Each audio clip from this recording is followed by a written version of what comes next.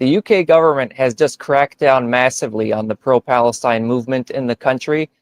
This Saturday that just passed, about 900 peaceful protesters were arrested, protesting against the UK government's support for the genocide in Gaza and against the UK government's crackdown against pro-Palestine activists within the country.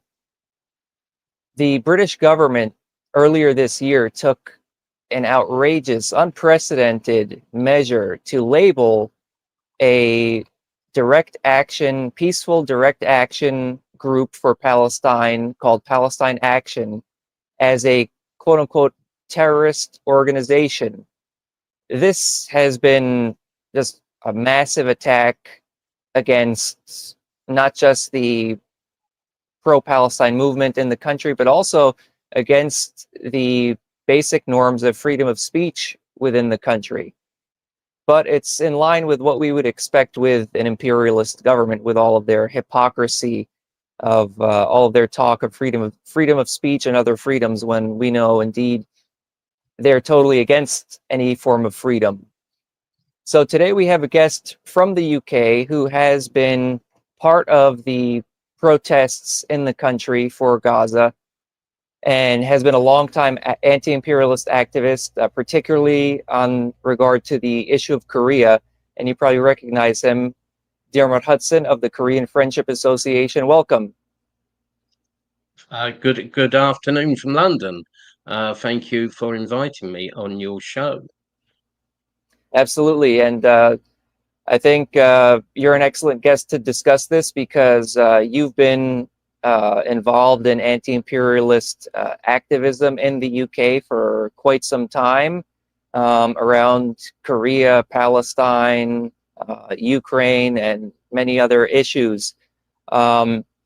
So you've been to some of these protests in the past year for Palestine. The British government has just done a mass arrest of about 900 peaceful protesters this past weekend. What are your thoughts on all of this?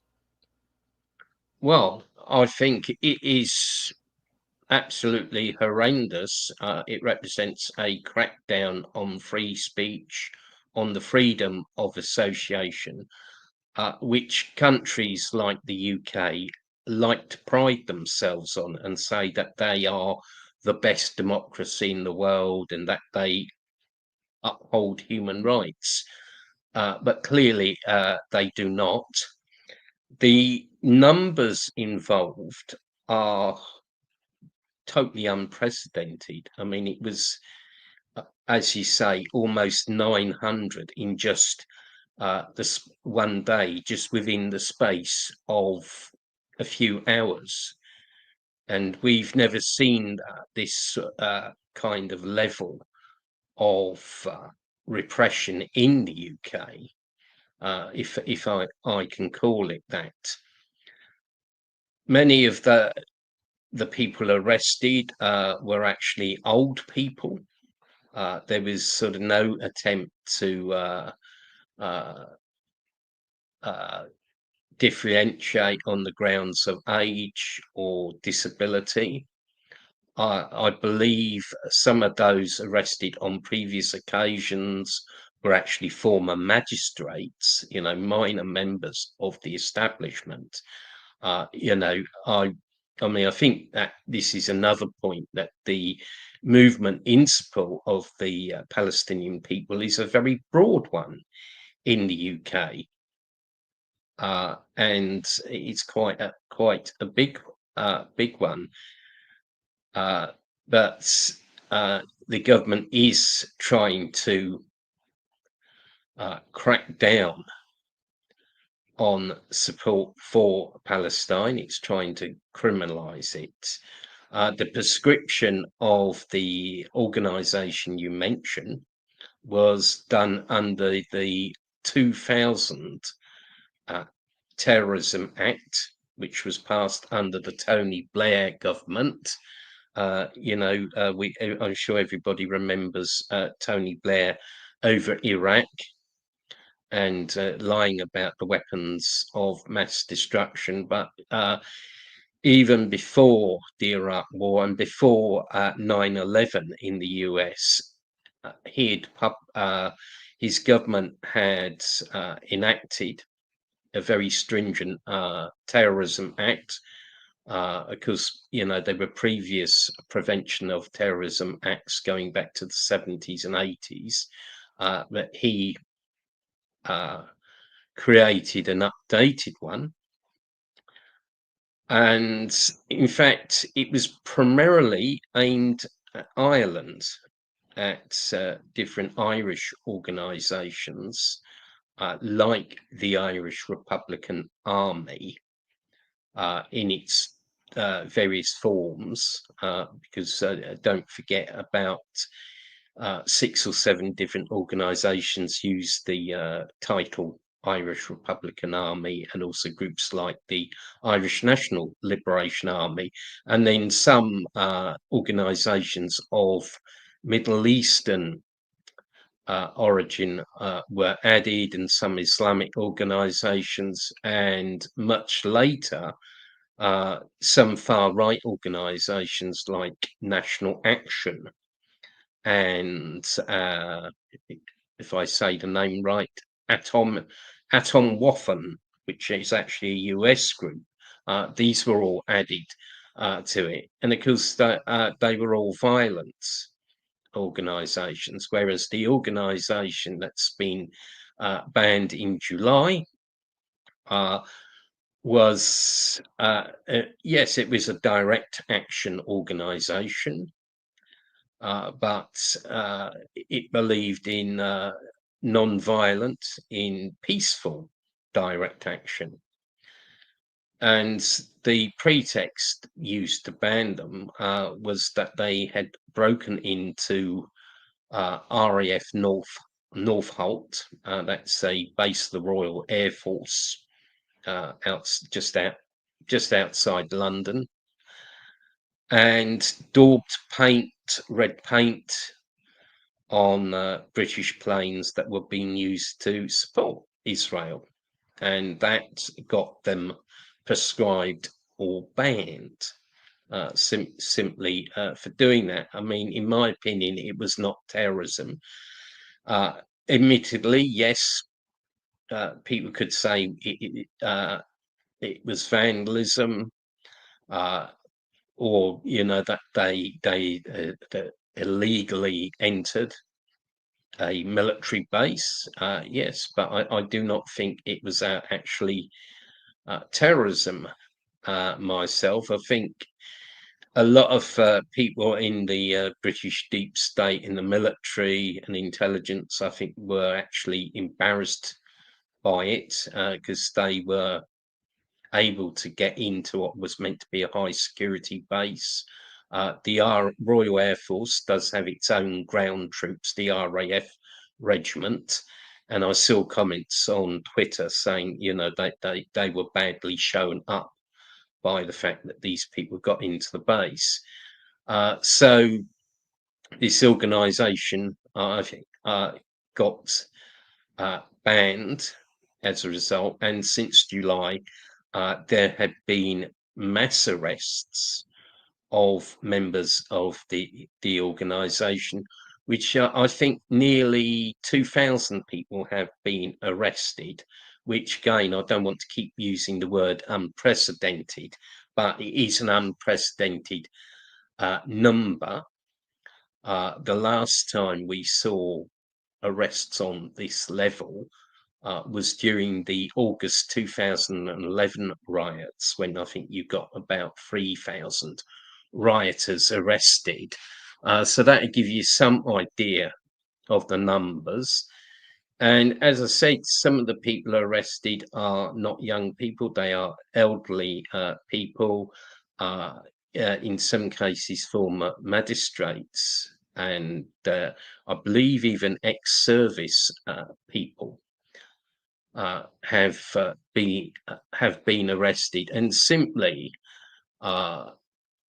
holding up a placard with the name of the organisation can get you arrested, which is absolutely disgusting. It's a real violation of human rights. And one thing that I've struck me as after you requested the interview with me, I did some thought about this. Uh, in the past, in Britain, the IRA was very much doubly and triply illegal under the 2000 Terrorism Act and previous Prevention of Terrorism Acts. But people did actually declare this support for the IRA. I think one or two actors or celebrities did, but didn't get arrested. Yet people declaring support for this organisation, of which is mostly young people, I think pacifists, it's enough to get people arrested.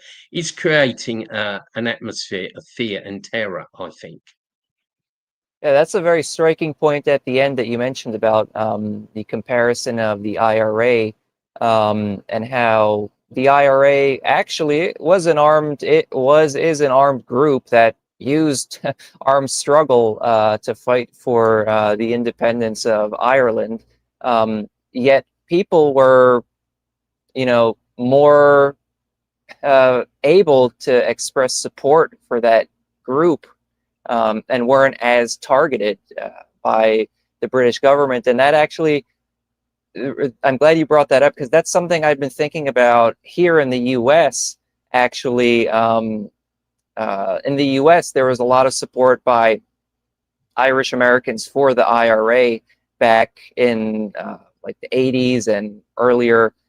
And I had spoken with some, I was speaking with someone who was telling me about how in the US there were like openly like pro-IRA events and stuff in the US, like it openly like praising the IRA. And it's amazing. The thing that I found interesting about that is if you compare that to now, if anyone were to declare support for any Palestinian group in Gaza, that would be considered, terrorism, support for terrorism. It would be, condemned, if not, targeted by the U.S. government. But back then, people were allowed to actually openly declare their support for an armed group that was declared a quote unquote terrorist group by the UK and I believe the US. And yet, it wasn't seen as that big of a deal. And certainly if you compare that to the group Palestine Action, again, it's been prescribed by the UK government as a terrorist organization. But as far as I'm aware, it's never been an armed group. It's never been involved in any form of violence, unless you consider vandalism violence. It's a a peaceful direct action group. But going back to these the arrests that have been going on, so there were this past weekend there was 900 people arrested. You had been at a Palestine protest earlier where you saw arrests. Now, one thing that is sort of, I find interesting, that's sort of different between the US and the UK, is that in the US, there's sort of a widespread understanding of like police brutality and the police, many departments, but especially like the NYPD in New York and the LAPD in Los Angeles, but police in general have a reputation of being quite violent, and including against protesters. But in the UK, from what I understand, prior to like the 2023 to now protests around Gaza, prior to that, from what I understand, like the UK police didn't necessarily have that same reputation, but they've been increasingly becoming more violent and more aggressive with the protests. What are your thoughts on that, and with what you've seen at some of the protests you've been at? Right. Okay. Well, I think the reputation of the British police is very mixed, and I think it is also very much to the case that their uh, attitude towards the mass Palestine protests has changed, and I think there was pressure from certain quarters, but to put it in a much wider and historical context, when you look at it historically, the uh, behaviour of the British police towards those who oppose the state or oppose capital has never been lenient or good. Uh, I could give the example of the miners' strike during the 1980s, where miners' pickets were attacked, and there was quite a lot of violence by the police. There was even the incident where the BBC actually switched the film to make it look like the miners were attacking the police, and the police merely reacted. And of course, they'd actually re-edited the film in a particular way to give that effect. But I mean, that's another issue. But yeah, I mean, there was, violence by the police against the miners. In the 70s, there was violence against anti-fascist protesters.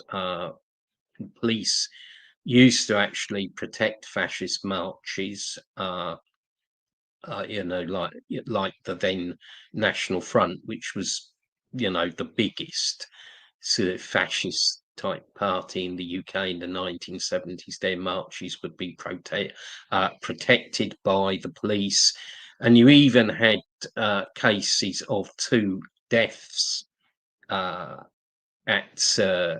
protests. Kevin Gately, a member of the Trotskyite International Marxist Group, died in Red Lion Square in 1974. Blair Peach at Southall in 1979. Both apparently died at the hands of the police, though the courts didn't want to confirm that. So, in the past, their reputation was not good. I was on a lot of the Palestine marches, including the earlier ones in 2023, early 2024. And there was no trouble from the police, I can say that. I don't want to say the cliche, oh, the police were wonderful, but I can say honestly, there was no trouble. They were massively outnumbered, of course, and it wouldn't have been in their interest to start trying to push people around, or for the far right to try and attack the march, which they wanted to do. And there was an incident at one march where the far right tried to attack it, and saw a few far righties sort of running through the crowd. But I think because of the weight of numbers, the police behaviour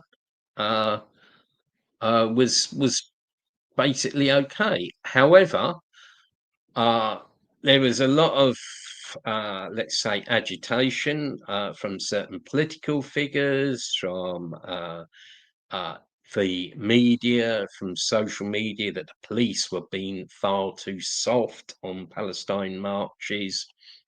And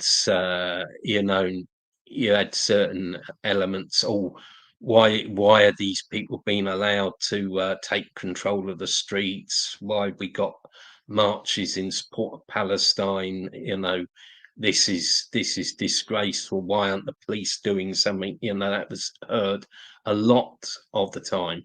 And I think earlier this year, the attitude changed. I mean, even before the prescription on that particular organisation was announced, they started arresting people, and there was an incident where I think quite a lot of people, including one prominent member of the Stop the War Coalition, was arrested at a Palestine protest. So the attitude seemed to harden quite a lot this year.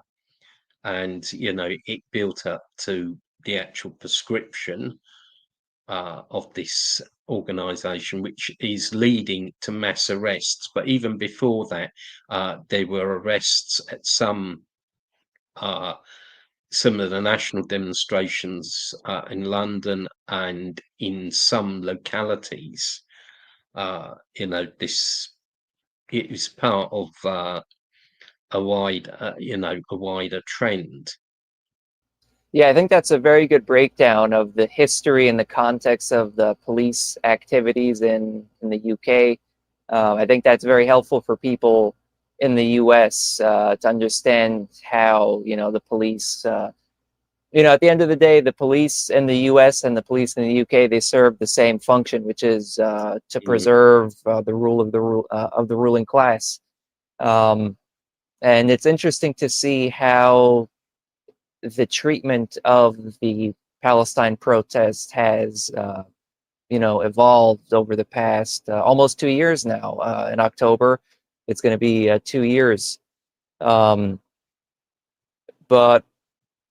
as far as this, you mentioned earlier the various measures by the UK government in the name of fighting terrorism, to label and target certain groups, and now they're using this to target this protest group, Palestine Action. What are your thoughts on the possibility of this expanding and being used to target more groups? Because you yourself, you're part of a group, the Korean Friendship Association of the UK, and the UK government is obviously hostile to the DPRK. And I think a lot of people in the UK are, even if they're not necessarily, they obviously should be pro-Palestine and opposing the genocide in Gaza, but I think this move by the UK government to label this group, Palestine Action, as a terrorist organization has gotten a lot of people concerned who otherwise aren't necessarily concerned about the situation in Palestine, because of the potential for this to be expanded further to target more groups that the British government doesn't like. Yes, I think you're absolutely right, and it is very worrying indeed.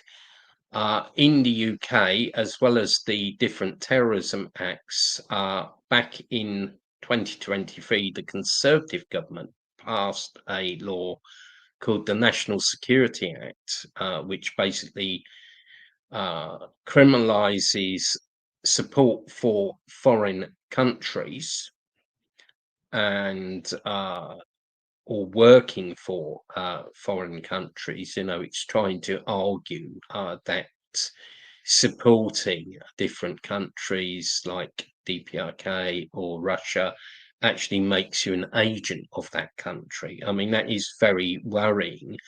And where you've seen how the terrorism law has been twisted to criminalize a particular direct action group, it is very worrying.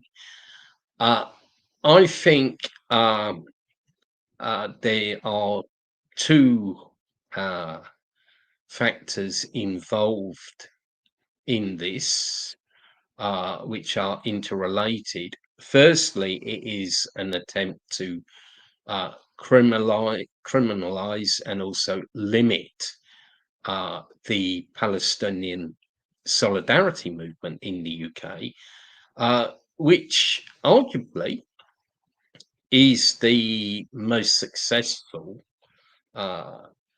solidarity movement in the UK for many years. As you mentioned, I've been on several of the protests, and they've been huge. About 1 million people on one of them. It's one of the biggest demonstrations that have been seen in the UK since 2023, when 2 million people actually marched against the Iraq War. And again, I was there, and the whole of central London was crowded. Hyde Park, and all the surrounding roads. I've never seen anything like it. And similarly, it's similar with the Palestine marches. And I remember going home from the Palestine marches, and on the train, it would be people with Palestine flags. It's an incredible movement. And I've read of support for Palestine in all sorts of parts of the UK, which didn't even have any kind of leftist or anti-imperialist activity before.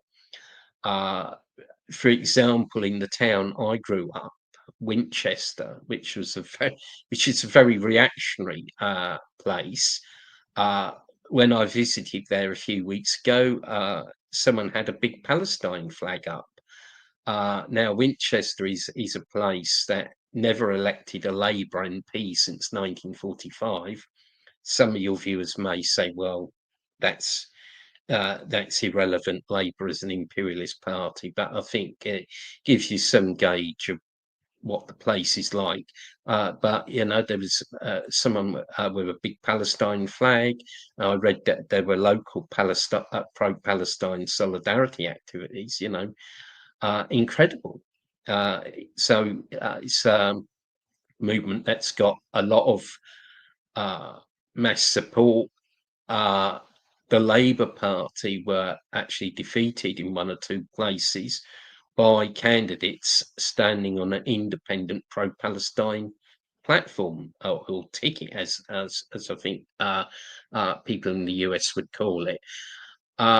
So it's certainly a massive mass movement, but both there are those in power who want to crush it or want to limit it a lot. There's the far right and hard right. They are very much up in arms. They hate it.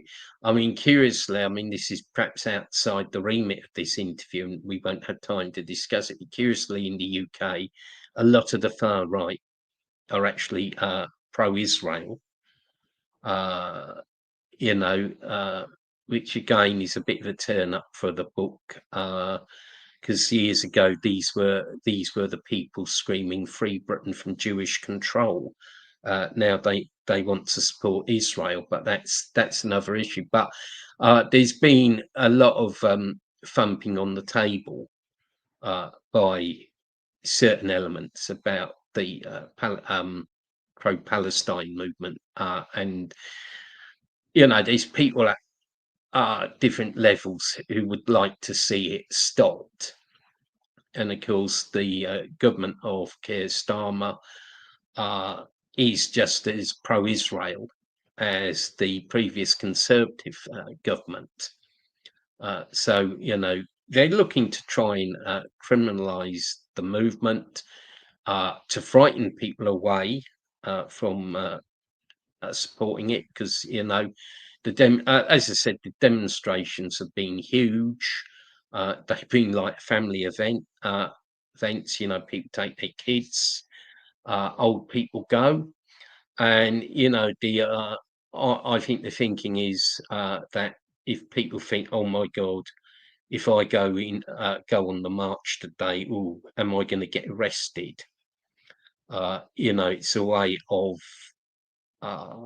instilling fear into people, keeping them away from protests, and trying to reduce the numbers of protests. And I think the second reason, there's a much wider context. and that is of creeping fascism and liberal fascism. Because in the UK, and I think the US, and a lot of the other imperialist countries and capitalist countries, you've got a tendency towards fascism, and that actually doesn't actually come from the far right. It doesn't actually come from the people who are standing outside migrant hotels waving Union Jacks or St George flags. It actually comes from deep inside the state machine. And what they're doing is gradually advancing towards fascism. Not like the old fascism where, there was sort of fascist takeovers in places like Italy, which was the first ever fascist country, and Nazi Germany, or some Latin American countries. It's been done very stealthily, step by step. And particularly some of us, when this Terrorism Act in 2000 was passed, which is now being used today, we raised the issue of, was this creeping fascism? It's gradually imposing restrictions on people, and it's done in a way that it seems reasonable. Oh, we're combating terrorism, or we're promoting national security, or we're stopping the Russians interfering in the UK, and all this kind of thing. But in reality, it's building a fascist state by stealth until one day people wake up and you find we're living in a fascist state.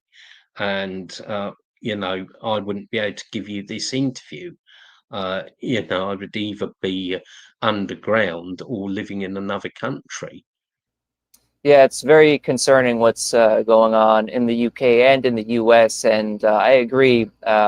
Fascism is it's not something that is sort of, the way it's um, sort of portrayed within capitalist media is, oh, it's some crazy people who sort of grab power, and they're crazy. They're it's guided by their uh, irrationality, and it's sort of around this great man figure of history. But in reality, fascism is a very specific tool used by the ruling class to preserve its system of capitalism. And they often use these sort of crazy figures as like a figurehead to garner a sort of fake populism behind their fascism. But the core of fascism is capitalism. It's the imperialist system trying to preserve itself. So I think that's a very good point. And so what we see happening in the UK now with this massive, unprecedented crackdown that just happened in the context of the broader crackdown against Palestine action and the pro-Palestine movement in the country. I mean, again, this past weekend in one protest, the British government arrested about 900 people. I mean, this is just unprecedented. This is a mass arrest that's happened. And I agree, it's because they want to scare people to stop coming to the protests. And the reason why is because, like you said, the pro-Palestine movement in the UK is actually quite effective, probably the most effective movement in the UK, as far as, an anti-imperialist left-wing movement in the country.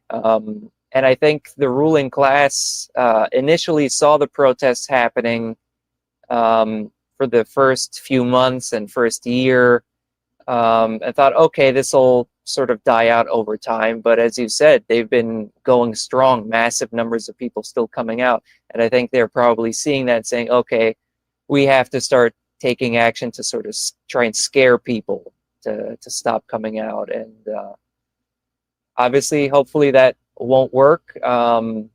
Hopefully this will backfire. It seems as though, the British government is starting to piss off a lot of people with their overreaches that they've been carrying out.